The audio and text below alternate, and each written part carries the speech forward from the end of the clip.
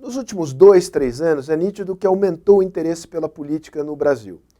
Por que aumentou e para onde esse aumento aponta no futuro? Eu acho que são 3 razões. A primeira delas é que houve uma mobilidade social grande no Brasil. As pessoas passaram das camadas mais pobres para as camadas médias da sociedade. Passaram a comprar refrigeradores, televisores, mas perceberam que se a vida delas melhorou para dentro de casa, na rua não melhorou na mesma proporção. Ou seja, precisa de governo, precisa de política pública, precisa de política de boa qualidade para melhorar a vida do conjunto das pessoas. O segundo fator é mais político propriamente dito. É um certo desgaste do grupo que esteve no poder a partir de 2003. O PT e seus aliados, em determinado momento, pareciam que tinham dominado a cena política brasileira por um longo período. Há na sociedade brasileira, e isso é muito positivo, uma vontade de alternância no poder. E acho que passou a haver crescentemente um incômodo com essa predominância quase que incontrastável do PT, e isso movimentou as camadas da sociedade para participar mais da política. E, em terceiro lugar, a difusão das mídias digitais. Isso permitiu que as pessoas pudessem passar a conversar mais facilmente sobre a política e a se mobilizar para demonstrar nas ruas as suas insatisfações. É curioso que o que surgiu nestes últimos 2 anos não é a velha sociedade civil brasileira. O que é a velha sociedade civil brasileira? É aquela sociedade que liderou de alguma maneira, junto com os partidos, o processo de redemocratização e que se organizava em torno das entidades profissionais, OAB, ABI, CNBB. Essa sociedade nova que aparece é uma sociedade muito mais desorganizada. Ela se conecta, se desconecta e se reconecta em ondas. Aparece e desaparece. E, sobretudo, ela não é conectada com o sistema político, ela não tem conexão com os partidos. Mais do que isso, ela rejeita essa conexão com os partidos. Por que ela rejeita essa conexão com os partidos? Em parte, a culpa é dos próprios partidos.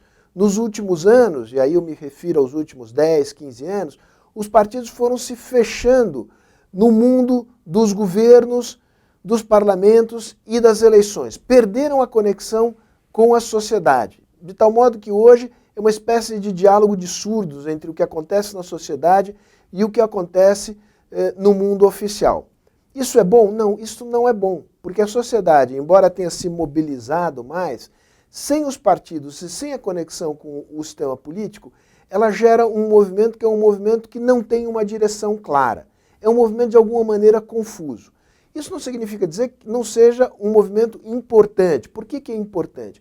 É importante porque novos valores estão sendo colocados na cena política brasileira. Alguns deles são bons valores. São valores mais pela negativa, por enquanto. Não há privilégios, não há impunidade e um clamor por um Estado e por governantes que cuidem da coisa pública. Qual é o desafio daqui para frente? Desafio para a sociedade e desafio para os políticos.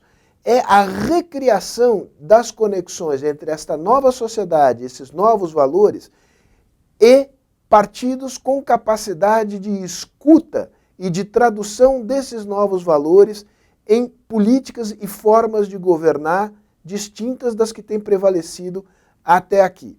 Não tem solução fácil para isso, não é só a reforma política que pode levar a este resultado, a essa reconexão. É um processo cultural mais amplo. O Brasil vive um momento de crise da política e um momento de crise na política. Isso causa preocupação. Surgiram nos últimos tempos discursos e práticas autoritárias, antidemocráticas, de intolerância em relação à opinião dos outros e muitas vezes de um saudosismo totalmente sem cabimento em relação ao período da ditadura. Mas é também um momento de esperança e de oportunidade para o Brasil.